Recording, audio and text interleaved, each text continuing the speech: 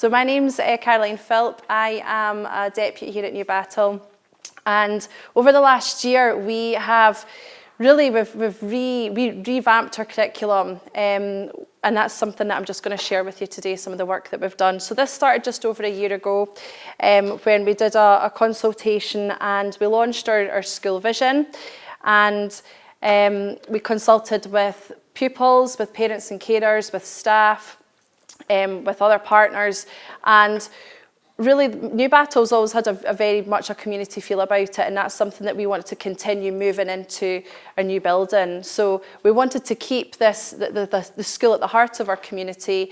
We've always had a very caring and nurturing ethos across the school, and that again was something that we didn't want to lose moving into a new building. So that was very much at the heart of our vision.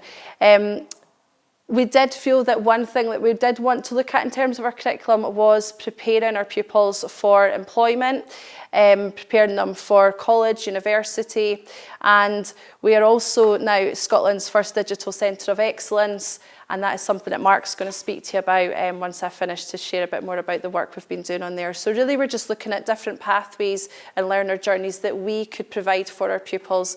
We are promoting and envisaging our pupils to stay on until the end of 6th year, so we're wanting to provide pathways for all of our pupils to stay on until the end of 6th year. So when we were looking at this, we first of all took into account some of the sort of current challenges nationally and within our community. A lot of these won't be new to anybody, they're not going to be a shock, but certainly when we were looking into it, it made us think about why we had to develop our curriculum and basically get a curriculum to suit our pupils' needs. So we were looking at trying to get more industry recognised qualifications, vocational qualifications whilst at school. There's a lot of unemployment, so that was again something that we wanted to try and tackle, and we wanted to get more businesses and partnerships working with our school, particularly because you can see that at the bottom, over 65% of our school leavers don't go on to university, so really we were looking at what could we do to provide the best opportunities for our pupils. So some of the statistics there was really where we started to look at those challenges and think, right, what do we as a school and a community need to do to help support our students at Newbattle. The Woods Commission final report as well has a lot of recommendations in it. There were a few that we really homed in on as a school to again address our curriculum consultation. So again, it's back to looking at motivating young people and providing them with a pathway that is going to meet their needs and give them the opportunities that they've got the abilities to go down. So again, I don't like anything, I know a lot of you will already be aware of this and will know this, but these were just what we were addressing and taking into consideration. So we were really focusing on preparing all young people for employment and making that a core part of a curriculum for excellence. We were looking at pathways we could develop, not just in school by our school staff, but we were looking at businesses being on board, we were looking at colleges being on board and supporting our curriculum to help us deliver those opportunities, and other training providers. And this is really just the start of the story for us. We're just a year down the line with this, so it's very much work in progress. But within that year, we are very proud of how far we have come and the partnerships that we have got in place. One thing that when we did speak to our pupils that came through quite clearly was that they like the links with the businesses. At the moment, all of our 4th years are out this week doing work experience, but quite a lot of young people felt that after that work experience there maybe wasn't much follow on from that, or they'd done their work placement, what could we develop after that? So that's why we were really thinking about at least a sort of 3 to 5 year plan, if not longer. So if we've got those partnerships with businesses, with colleges, how could we develop that and let that grow, and not to have a one-off event or a one-off workshop in school or a placement? How could we continue that and develop that? So that again was something that we really took into consideration when we were developing the curriculum that we've just put in place. So We moved into this building in June. We moved over a weekend at the very, very start of June. And when our young people returned to school after the exams and after the school move, they came into school and we had not only a new building, but we had changed the structure of our school day. We had 28 periods a week going to 33, so all the school timings were different, and we launched our new curriculum. So it wasn't just a case of walking into a new building, it was everything sort of changed at once. So one thing that we did in the broad general education is we have introduced electives. Now for S2s and S3s, they come together every Wednesday afternoon, and when we were introducing this and we were thinking about electives, we spoke to our staff and we said, right, what could our staff deliver in terms of an elective? It doesn't have to be within your subject. If they've got hobbies and interests out with their subject, what could they deliver? And the range of opportunities we got from our staff for our young people were huge. So we've got things being delivered in school like basketball and football and all these sorts of things. But we've also got a member of our maths department doing an MPA in horse care with young people and going out to stables once a week and looking at that. We've also got Edinburgh College coming in and delivering a construction elective with second years and third years in the afternoon. The range of electives, we've got coding happening. There's a huge amount for the young people to pick from. So there's really something there for everybody's needs. And the idea behind it all was to start this pathway for our pupils. So we've also got Apex Hotels coming in. Chef comes in on a Wednesday afternoon and works with hospitality class. So it's really just looking at the different pathways that we can offer. And I'll show you some of those pathways in a second. Another thing that we've introduced is a period a week to all of our BGE classes of digital literacy.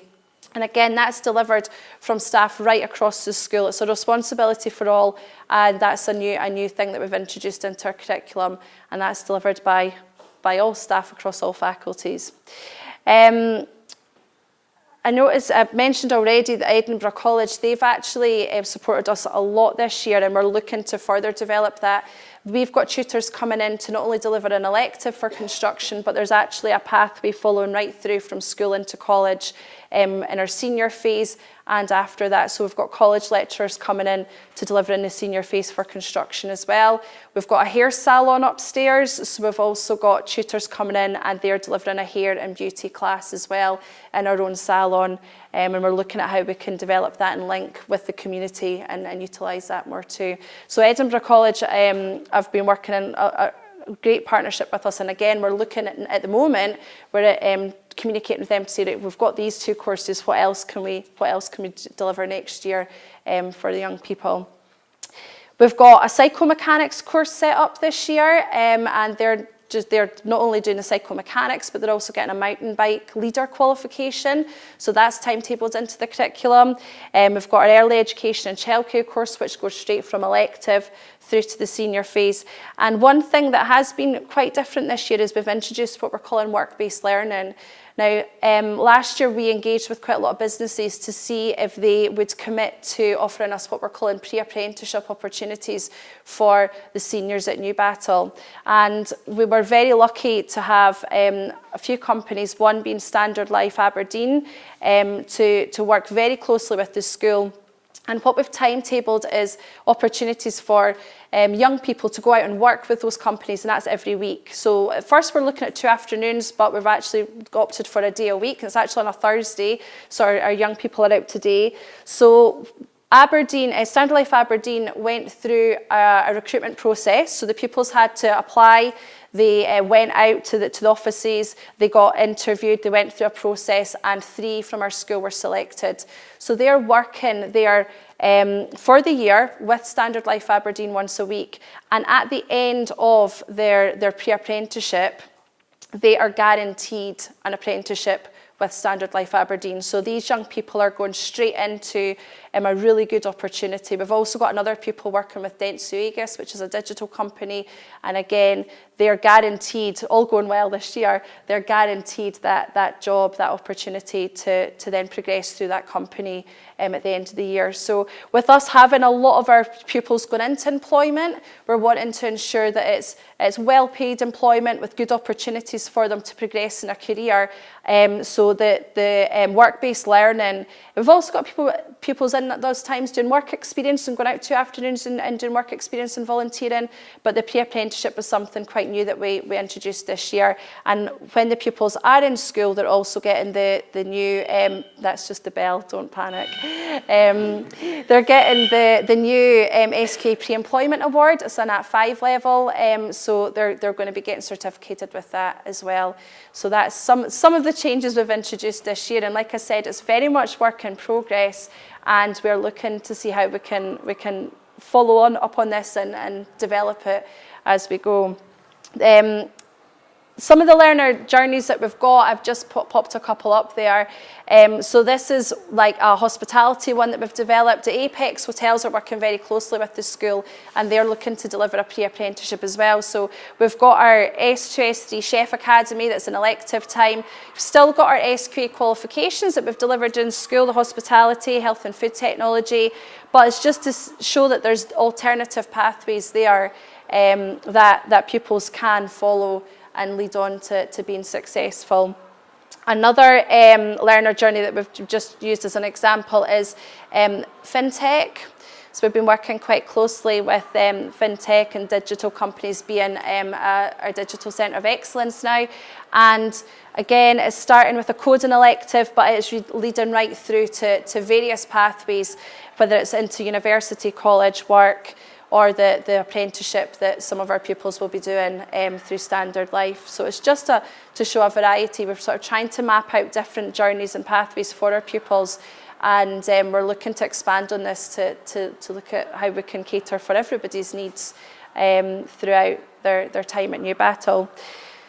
Myself and Mark, we're trying to pull our heads together, and because we're always having different meetings, and we had a huge business partnership event here. We kind of launched moving into the school to let local businesses see what facilities we've got, because we're also looking at trying to get businesses based in school, trying to have a business hub where people want a hot desk here and they can work with our pupils. And I think it's important for them to work with the staff as well, because we need to know as staff how to prepare our pupils for employment and learn about recruitment processes, skills that employers are looking for. So we just pulled our heads together, and this is just the list of the businesses this year that in partnerships that we've started working with. So just within this year, this is what we've developed, and it's growing daily.